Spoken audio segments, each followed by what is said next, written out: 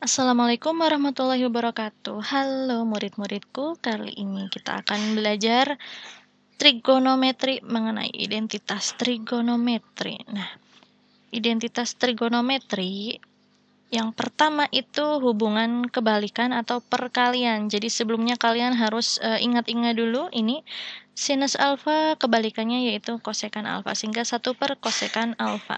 Cos kebalikannya sekan dan tangen kebalikannya kotangen. Nah, demikian juga kosekan kebalikannya sinus. Jadi misal, ini pindah ke ruas kiri, kosekan alfa sama dengan 1 per, ini pindah ke kanan, sinus alfa.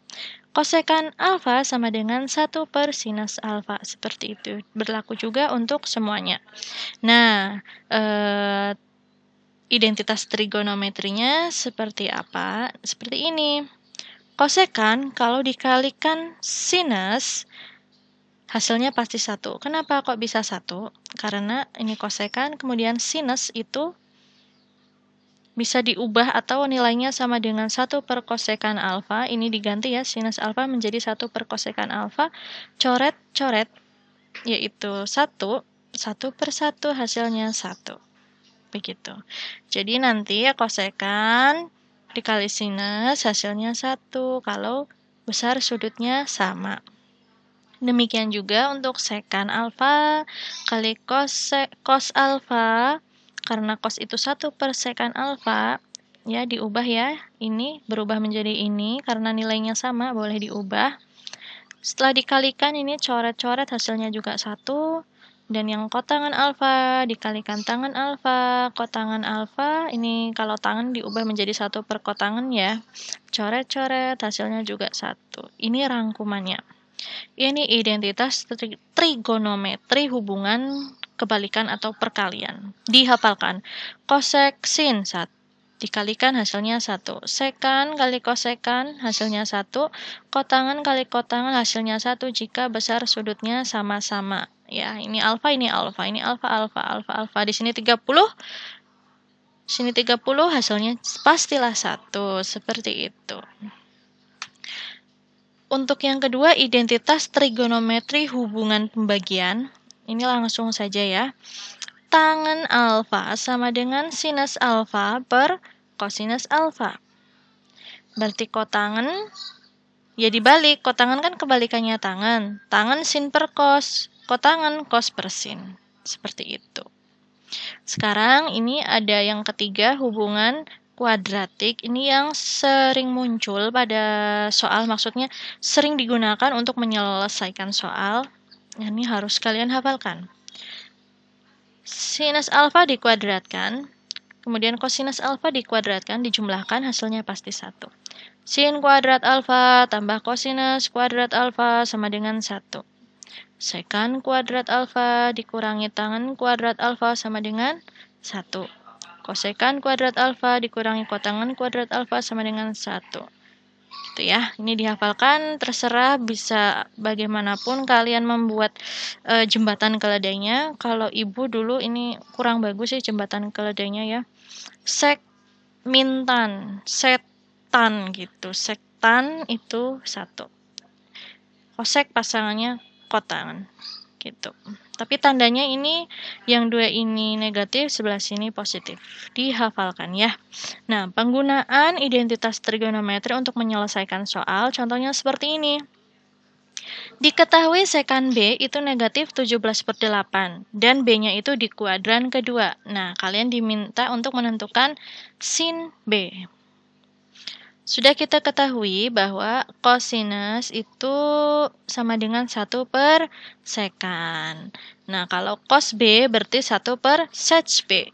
Nah, kita ubah, nah ya, ini dari yang diketahui ini kita cari nilai kosinusnya bisa. Cos B sama dengan 1 per sekan B-nya nilainya negatif 17/8, sehingga ini pindah ke atas atau diping walik juga boleh. Tapi lebih simpel, ini pindah ke atas jadi 8/17. Ini negatif ya. Karena positif bagi negatif hasilnya negatif. Jadi sudah kita ketahui cos B-nya yaitu negatif 8/17. Tapi yang ditanyakan kan sin B. Terus bagaimana? Nah, kita perlu bantuan lagi. Bantuan dari identitas trigonometri yang kuadratik yang bentuknya seperti ini. Sinus alfa dikuadratkan, kosinus alfa nanti dikuadratkan sama dengan 1. Kita sudah tahu cos B, tinggal substitusikan ke sini. Sin kuadrat B ditambah cos kuadrat B sama dengan 1. Nah, cos kuadrat B artinya nilai cos B-nya ini dikuadratkan. Ini nilai cos B-nya adalah negatif 8/17 ya. Kemudian dikuadratkan, hasilnya adalah 64/289. Untuk mengetahui sin B-nya, berarti ini kita bawa ke ruas kanan. 1 ini karena nanti hasilnya yang ini setelah di ruas kanan yaitu negatif 64/289, penyebutnya adalah 289 sehingga angka 1 di sini diubah menjadi 289/289. Hasil pengurangan dari 289 dikurangi 64 adalah 225 ya. Nah, yang bawah adalah 289. Ini masih nilai sinus kuadrat B atau sinus B dikuadratkan ya. Untuk mengetahui nilai sin B berarti kedua ruas perlu kita akar.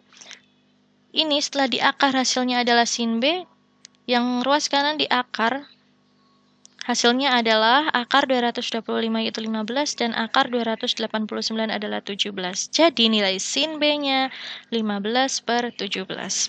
Nah, untuk mengetahui kita pakainya identitas trigonometri yang mana sih? Nah, itu kalian perlu jam terbang yang tinggi dengan cara latihan soal terus, gitu. Contoh yang kedua, kita diminta membuktikan bahwa kosinus A dikuadratkan dikalikan 1 ditambah tangen kuadrat A sama dengan 1.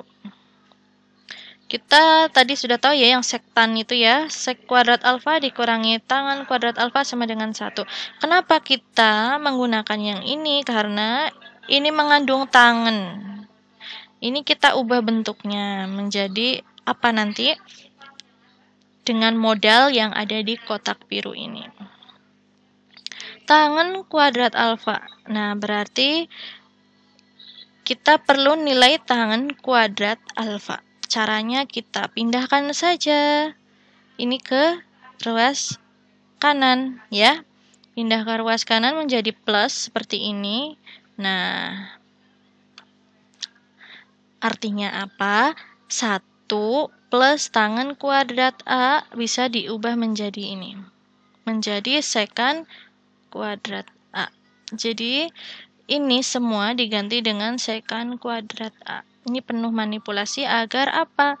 Cos kuadrat A dikali sekan kuadrat A adalah, ini diubah dulu menjadi kebalikannya. Sekan yaitu 1 per cos kuadrat alfa. Karena di sini kuadrat, di sini juga kuadrat. Kalau di sini tidak ada kuadratnya ya nggak usah ada. Kalau 3 di sini juga 3. Nah, apa yang terjadi? Ini bisa disederhanakan.